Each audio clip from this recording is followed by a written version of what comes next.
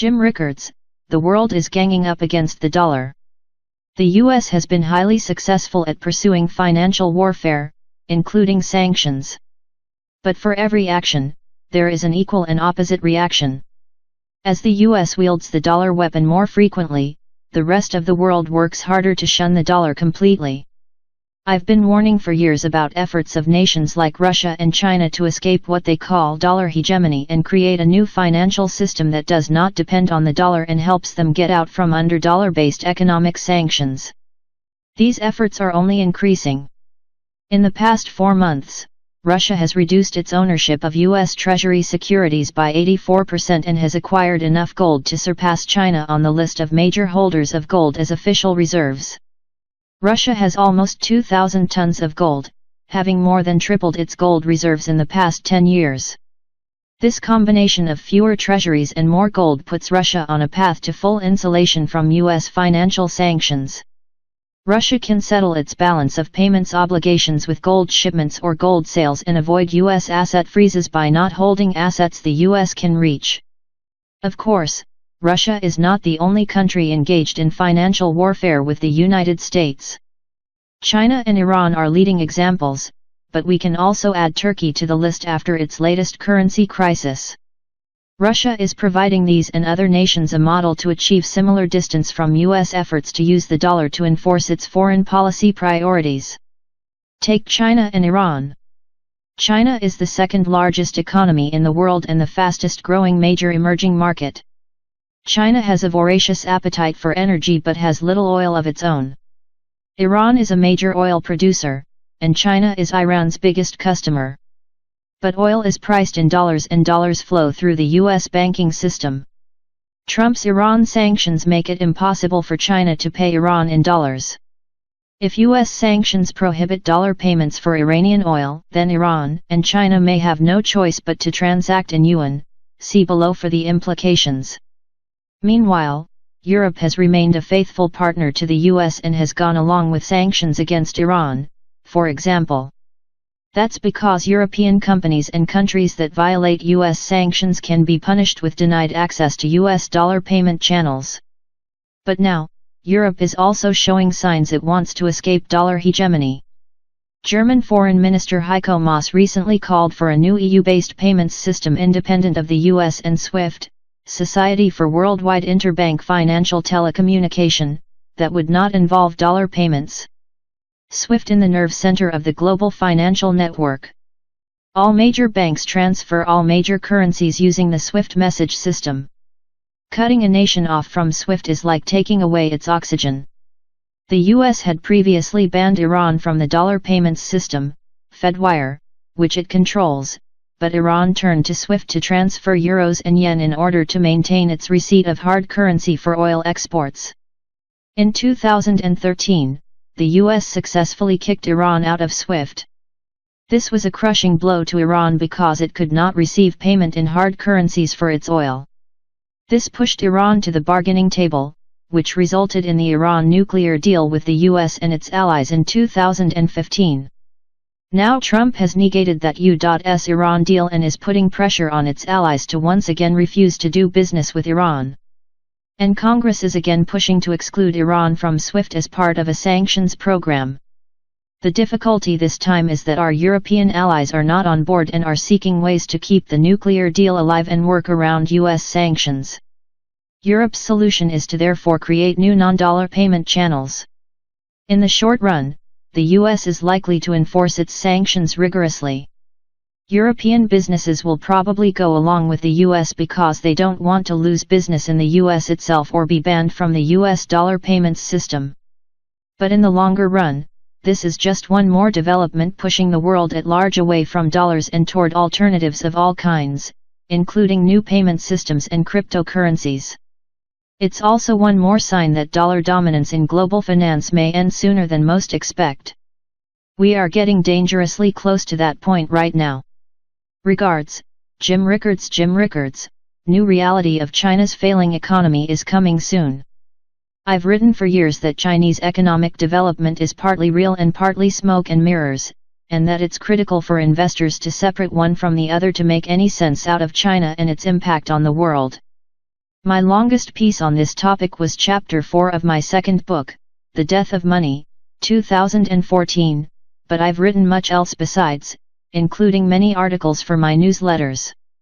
There's no denying China's remarkable economic progress over the past 30 years. Hundreds of millions have escaped poverty and found useful employment in manufacturing or services in the major cities. Infrastructure gains have been historic, including some of the best trains in the world, state-of-the-art transportation hubs, cutting-edge telecommunications systems, and a rapidly improving military. Yet, that's only half the story. The other half is pure waste, fraud, and theft. About 45% of Chinese GDP is in the category of investment. A developed economy GDP such as the US is about 70% consumption and 20% investment. There's nothing wrong with 45% investment in a fast-growing developing economy assuming the investment is highly productive and intelligently allocated. That's not the case in China. At least half of the investment there is pure waste. It takes the form of ghost cities that are fully built with skyscrapers, apartments, hotels, clubs, and transportation networks and are completely empty. This is not just Western propaganda. I've seen the ghost cities firsthand and walked around the empty offices and hotels. Chinese officials try to defend the ghost cities by claiming they are built for the future. That's nonsense. Modern construction is impressive, but it's also high maintenance. Those shiny new buildings require occupants, rents and continual maintenance to remain shiny and functional. The ghost cities will be obsolete long before they are ever occupied. Other examples of investment waste include over-the-top white elephant public structures such as train stations with marble facades, 128 escalators, mostly empty, 100-foot ceilings, digital advertising and few passengers. The list can be extended to include airports, canals, highways, and ports, some of which are needed and many of which are pure waste. Communist Party leaders endorse these wasteful projects because they have positive effects in terms of job creation, steel fabrication, glass installation, and construction.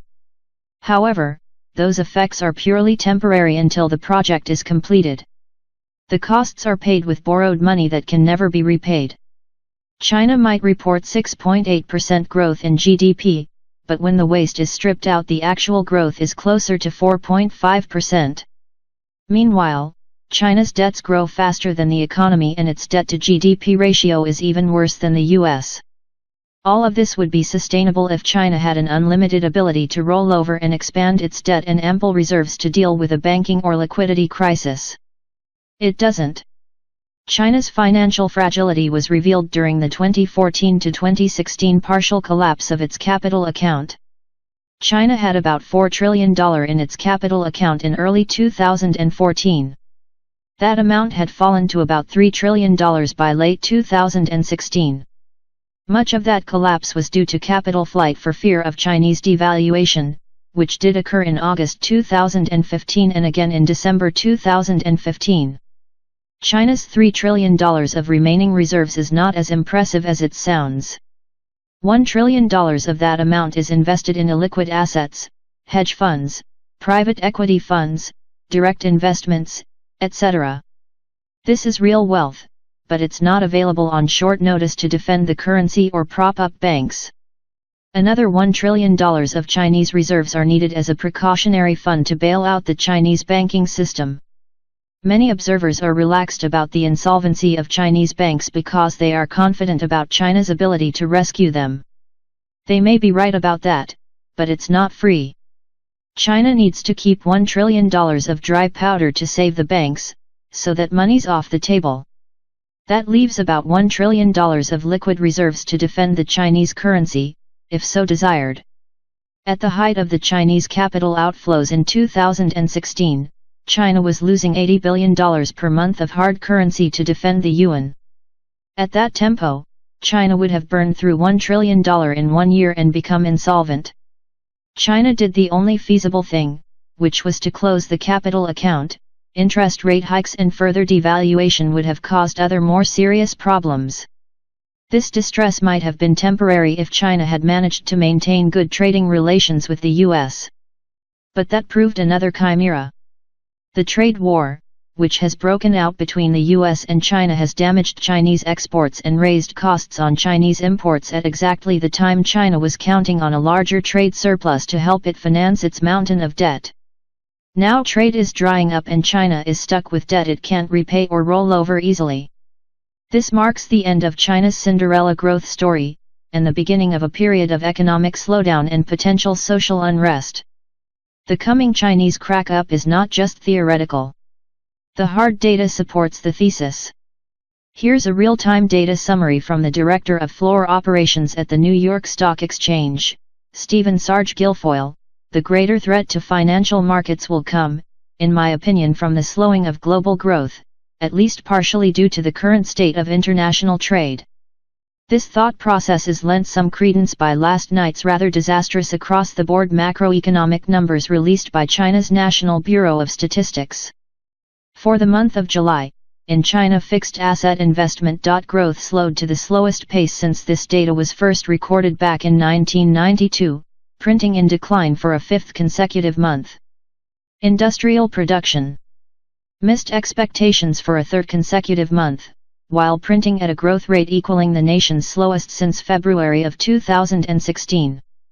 Retail sales, finally showing a dent in the armor, missed expectation while slowing from the prior month. Unemployment.